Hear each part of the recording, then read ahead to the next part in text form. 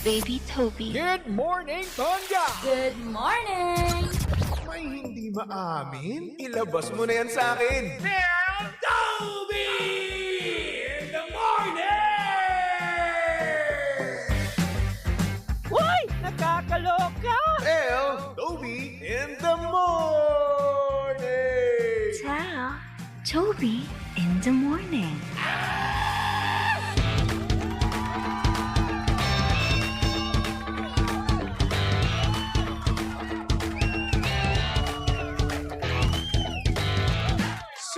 Same, pero iba. We are number 106.7 Energy FM, Pangga. Huwag mo sabihin radyo, sabihin mo oras sa buong kabuluan, Pangga Checker Time. It's now 6:27 on the clock. Good morning, Luzon, Visayas at Mindanao, Metro and Mega Manila. Kaya syempre, good morning din naman sa mga Pangga natin dyan. Kakagising lang. Hello, good morning. Uy, late ka na naman, Pangga. At syempre, wag natin kakalimutan yung mga Pangga natin dyan na kanina pa mismo nagtatrabaho. Uy, pakasipag naman. Oh, hindi na late, di ba? Ang bukang pera. Ay, naku, lahat nga naman talaga tayo nung kailangan ng pera. Yung tipong kahit na anong trabaho papasukin, kahit na anong diskarte gagawin, di ba? Para nang sa ganun, ayan, makapagtrabaho, no? At magkapera na rin at the same time. At the same time, hello din, good morning din sa mga Pangga natin dyan na hindi maganda yung umaga. Kung hindi mo maganda ang umaga mo, hayaan mo. Bago rin naman yan mamaya, no? I know, hindi pa tapos ang inyong araw at mamaya meron pa kayong plot twist, di ba, na makukuha. Oo, ganyan dapat ang mga main character, no? Nabubugbog muna sa una bago guminhawa, di ba? Ang mga bida sa pelikula, ano ginagawa sa umpisa, di ba? Pinapahirapan, sinasaktan, pero bandang dulo, ayun, happy ever after, di ba? Kaya naman ikaw, Cinderella, no? Huwag ka munang malungkot ngayon, no? Alam kong medyo nagmumukmuk ka, yes. Ngayon lang naman yan. Pero mamaya, ay naku, iikot din yan, di ba? Para naman sa mga Pangga natin dyan na broken at hiniwalan kahapon, hello po sa inyo. Alam ko masakit pero move on natin. Pero bago ka mag-move on, gawin mo muna, magmukmuk ka muna dyan habang nagko-commute ka. Oo, medyo gawin mo munang parang MTV, no? Music video, yung feels, di ba? Na kung saan kapag ikaw ay nasa gilid mismo ng bintana, no? Ayan, magmukmuk ka, tumingin ka sa kawalan at isipin mo yung mga memories nyo, di ba? Kung ano nangyari sa inyo, bakit kayo naghiwalay, di ba? Ay, mamimiss mo siya. Pero at the same time, kailangan mo nang mag-move on, di ba? Kesa naman sa wala kang gawin, no? Oo. Pero alam mo, nakakatulong din, no? Para maka-move on, ay yung paglalaro, di ba? Oo, ML o kung ano-ano pa man. Kasi, kapag ikaw kasi nag-move on, no? Tapos wala kang ginagawa, ang boring ng buhay. Ang boring ng oras mo, di ba? Kaya naman, habang nagmo-move on ka, di ba? At kung boring na rin naman ang oras mo, at kung mahilig ka sa Tong Its at iba pa, di ba? O tara na sa Game Zone. Ayan, unbelievable sa Game Zone dahil you play a real game of Tong Its with real players for free, di ba? May chance ka pang makisplit over 34 million pesos at may chance ka pa to claim up to 14,640 pesos daily. Ang makuhang cash credits ay pwedeng gamitin pang laro sa kahit na anong game at kaya rin itong i-cash out. Ang Game Zone ay may dalawang event araw-araw. So, G ka na ba? Visit gzone.ph and social media accounts on Facebook, Instagram, and TikTok at tara, Game Zone. G na sa Tong Its, tara, Game Zone. Tandaan, na ang gaming ay dapat fun lang. Visit pagcore.ph/regulatory or email keepitfun@pagcore.ph. Promo runs from January 1 to December 31, 2025. EGLD reference number MKTG24 or 2024-2564. Diba? Laging tatandaan mga panggano na gaming is for 21 years old and above only. Game responsibly, keep it fun. O diba? Distracted ka na nga, nakaka-move on ka pa, magkakapera ka pa. O di ayos mo. Anyway, saktong oras, 6:31 on the clock at syempre, kasama nyo pa rin at kalandian ng hot baby boy ng radyo na kasalukuyang may ubo at sipon. At mamaya I feeling ko magkakasakit tao. Magkakalag na tao. Medyo umiinit na yung katawan ko. Oo, hindi naman kaya hot lang talaga ako. Yan, kasama nyo pa rin ang hot baby boy ng radyo. Walang iba kung hindi si Baby Toby. At syempre pangga si Baby Toby ay live na ngayon no, sa Energy FM Facebook page. Kaya naman po ako sa inyo, gusto nyo makita ang itsura ko no, nang may sakit, di ba? Pumunta lang kayo, Energy FM 106.7. At yan, naka-live na rin tayo ngayon sa TikTok page ng Energy FM. Uy! So go, manood ka na sa ating mga live, no? Para nang sa ganun hindi ka ma-bored ng lubos-lubusan, di ba? Anyway, good morning sa mga pangga natin dyan sa comment section. Hello kay Randy. Hello kay Aries Garcia III. Good morning kay Mami Ofelia Rojas. Sabi niya, good morning DJ Toby. How are you in the morning? So eto, sakit lalamunan. Hirap magsalita. Medyo barado ilong, di ba? Ayun, magkakasakit in short. Inako. Hello din kay Alina. Kay Rowena Yuson, good morning. Kay Armanda Chavez, sabi niya, morning baby Toby. Hello din naman sa'yo. Kay Romel T, good morning. Kamusta ang buhay-buhay? Sabi ni Mami Ofelia Rojas, get well soon. Uy, thank you so much po. Carlito Sabala, sabi niya, magkano boss? Ang ano? 500k. Kailangan ko 500k. Alam mo babayaran, gusto ko lang magkaroon. Mukha akong pera eh. Ay nako, anyway, pwede ba kayo magpatawag mga pangga? PM lang kayo sa aming Facebook page, hanapin nyo lang Energy FM 106.7. Tapos ayun, kwentuhan na tayo about life, love life, and whatsoever, di ba? Nako, anyway, pangga, meron tayo ngayong sender. Kaya naman, huwag na nating patagalin pa to. Pasok na natin yan dito sa TT in the morning. Oh yeah, TT in the morning. Why? Ang aga-aga ha. Tell Toby in the morning.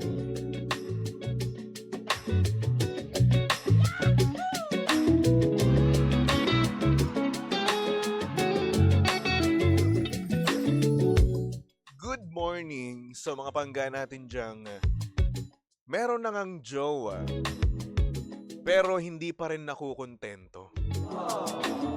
Yung tipong minamahal naman sila ng kanilang mga girlfriend or boyfriend pero tila ba hindi pa rin sapat at tumitingin pa rin sa iba.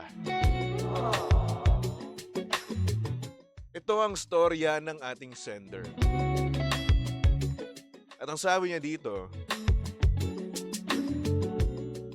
good morning, Baby Toby. Tago mo na lang ako sa pangalang JJ. Grabe maglaro ang tadhana, no? Kung kailan ako may jowa, saka ako madaming nakikitang maganda at sexy. Idagdag mo pa dito yung pag-amin sa akin nung babaeng gustong gusto ko before ako magkaroon ng girlfriend. Ibang klase man trip, no?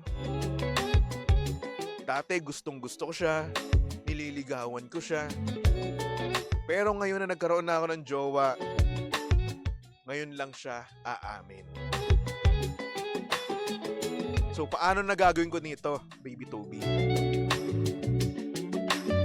Iiwan ko ba yung jowa ko ngayon para sa babaeng gustong gusto ko?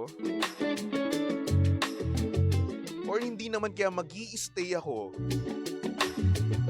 at titiisin na lang at pikit matang ire-reject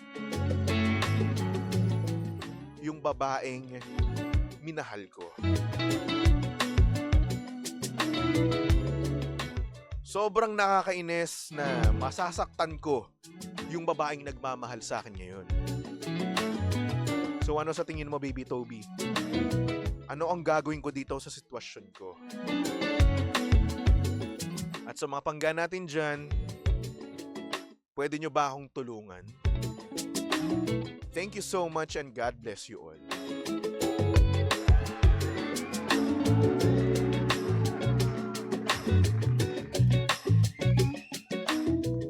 Ang kate.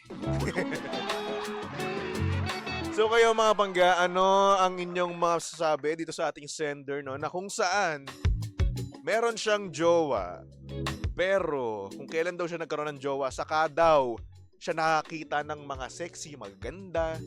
And at the same time, umamin pa daw yung kanyang mahal na mahal, no? Yung babaeng gustong gusto niya before siya magkaroon ng girlfriend. So ngayon, torn siya between makikipaghiwalay o hindi sa kanyang current girlfriend. So ngayon, ano masasabi nyo dito mga pangga? Mag-comment kayo sa ating Facebook Live, no? Ayan, hanapin nyo lang Energy FM 106.7. Tapos ayun, babasahin natin yan, di ba? Para nga naman maliwanagan itong ating sender, no? Sa kung ano yung mga ginagawa niya, di ba? Kung tama ba o mali, no? So, pero dude, no, kung ako tatanungin, mali. Kung ako tatanungin, iwan mo na. Oo, iwan mo na yung current girlfriend mo ngayon. Oo. Hindi dahil sa hindi mo na siya mahal, no? At hindi dahil sa pagpapalit mo siya, no? Kundi dahil sa pagrespeto mo na lang sa kanya. No? Kasi para sa akin, dude, kung girlfriend mo yan, no? Diyan ka na lang sa kanya. Kung mahal mo talaga yan, di ba? Gustong gusto mo, dapat focus ka lang sa kanya, no? Kahit nasabihin na natin may lumapit sa yung ibang babae, deadma ka na lang doon. And in fact, no, hindi ka dapat nagagandahan sa iba. Hindi ka dapat nasa sexihan. Kasi siya lang pinakamaganda at pinaka-sexy sa balat ng lupa para sa'yo. Dapat, di ba? So ngayon, kung yan na-feel mo ngayon, di ba? Nagagandahan ka sa iba at nagdadalawang isip ka na, iwanan mo na. Respetuhin mo na lang siya, di ba? Kasi, una sa lahat, kapag nag-stay ka pa dyan, mas masakit yun. Kasi magiging toxic di ba? Pag nag-stay tayo sa taong hindi naman natin gusto, magiging toxic yung relasyon nyo. Pag nag-aaway kayo, wala kang pakialam. Di ba? Kapag makikipaghiwalay siya sa'yo, wala kang pakialam. At syempre, pag nag-aaway ka, tataasan mo yung pride mo, di ba? Kasi wala ka naman pakialam Di ba? Kung maghiwalay kayo, hindi, di ba? Kasi meron kang backup plan. Ganun. So ngayon, kung ganyan lang din naman yung gagawin mo, no? At kung ganyan lang din naman yung nangyayari ngayon, no? Yung nafe-feel mo towards other girls, no? Then stop. Iwan mo na yung babaeng nagmamahal ng seryoso. Iwan mo na yung babaeng sinasamba ka, mahal na mahal ka, di ba? Yung aalagaan ka. Kasi may mga taong mas deserving sa ganyang klaseng pagmamahal. Di ba? Alam mo yung feeling, di ba? Na gustong-gusto mo yung isang tao. Alam mo yung feeling niyan, naramdaman mo yun Di ba? Yung kapag niloko ka ng taong mahal na mahal mo, grabe yung sakit. At lalong-lalo na kapag pinatagal mo pa yan mismo. No? So pag pinatagal nyo yan, bubuo na kayo ng ano nyo ng memories nyo, di ba? Moments nyo. At syempre ng future nyo, di ba? So ngayon, pag nagtagal pa kayo, magsasayang lang kayo ng panahon, ng oras, di ba? Ng years. Sinasabi ko sa inyo, imbes na yan, nakakilala na siya no, ng ibang tao, napapako pa rin sa'yo, nag-i-stay pa rin sa'yo. Diba? Sa'yo na hindi mo naman siya minamahal ng totoo.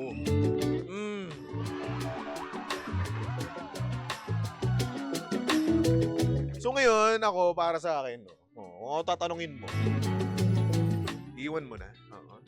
Iwan mo na kasi deserve niya yung ibang tao. Hindi ka niya deserve. I'm sorry, pero ganun talaga yung yung nakikita ko dito. Nag-PM ka, nag-message ka, nagtanong ka kung ano dapat mong gawin. Sinagot ko lang.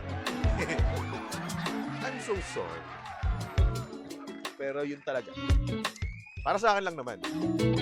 Nasa iyo pa rin yan kung gagawin mo, hindi. Pero yun, maawa ka, no? Maawa ka sa girlfriend mo ngayon. Hindi niya deserve yung pinagagawa. Guys, sabi ni Mami Ofelia Rojas, buti na lang napaaga yung ganon ka hindi pa kayo kasal para hindi mo na siya masaktan. O di ba mas malala yun kapag kinasal pa kayo? Isipin mo no, kakasal kayo. Tapos ang mangyayari, makakita ka ng mga sexy, di makagawa ka pa ng kasalanan, di ba? And what if pa, magkaroon pa kayo ng anak, di ba? Di magkakaroon kayo ng broken family, di ba? Mawawala ng tatay yung magiging anak nyo, di ba? Which is napakahirap. Napakahirap nung walang tatay at broken family. Una sa lahat, mahihirapan yung nanay. Sa kanya mapupunta yun, di ba? So ano gagawin mo? Wala. Nga. Anyway. So yun na nga, much better, no? Nag-gumora bells ka na. Magshushu ka na sa kanyang buhay. At sana magkaroon siya or makakilala siya ng lalaking para sa kanya mismo. Yung magmamahal sa kanya ng lubos-lubusan. Gagawin ang lahat para sa kanya. At yung lalaking hindi magagandahan at maseseksihan sa iba. Yun yung pinaka dun pinaka goal dun Kasi para sa akin, no, kung may respeto at pagmamahal ka sa iyong girlfriend, no, siya lang ang pinakamaganda sa balat ng lupa. Siya lang ang pinaka-sexy sa balat ng lupa. Siya at ang nanay mo. Ganun. Ay, nako. So, para sa ating sender, alam na this, ha? Alam ko namang alam mo ang dapat mong gawin. At alam ko rin naman na yun din naman talaga ang gagawin mo kasi umami na sa'yo yung taong gustong-gusto mo. Kumbaga, magkakaroon naman ng percentage mo. Ano yan 80-20. 20% yung gusto mong magstay at 80% naman yung gusto mong umalis. Sino ba namang aayaw, di ba? Ang taong gustong-gusto mo yan before your jowa, di ba? Ayan. Ito yung mga sinyales na red flag, no? Yung naging boyfriend mo. Or hindi naman girlfriend mo. Yung nagagapuan sa iba, diba? Nasexyan sa iba, nagagandahan sa iba. Ay, nako. Dapat focus lang tayo sa kanila, no? Sila lang yung minamata natin. Sila lang yung kinakasabikan natin. Nauuhaw tayo sa kanila. Ay, nako. Anyway, para sa ating sender, no, you know what to do. Do it na hanggat maaga pa. Okay? Alright. Ay, nako. Anyway. Para sa mga pangga natin dyan na gustong mag-send, no, pwede kayo mag-send sa aking Facebook page. Hanapin nyo lang. BabyToby1067. Okay? Alright. At syempre, hello din sa mga pangga natin dyan, no? Sa mga pangga natin sa comment section. Hello kay MB Gors. Sabi niya, good morning, Ganpu, Kekayu. Ano yun? Shout out to Daddy Edwin at Tienza. Hello sa'yo, Daddy Edwin. Good morning. Catherine Nunez, sabi niya, good morning, baby Toby. Present on the way to work. Happy work. Sana nga naman matraffic ka. Sana malate ka. Ang sama. Anyway, ingat ka. Ha? Huwag kang papabaya. Okay? Alright. Ay Mila Reyes, sabi niya, hi Bibi Toby, good morning, how are you? Ang poging Caviteño. Wow. Grabe naman sa poging Caviteño. Watching from Cavite City. Uy, hello po sa inyo sa Cavite City. Andyan ako nung nakaraan. Kailan ba yun? 28, March 28 ata. Andyan ako noon sa Cavite High. Nag-judge ako. Oh, taray no judge. Good morning naman po sa inyo lahat. Hello kay Kristen Chavez, kay Richard Dolom, good morning.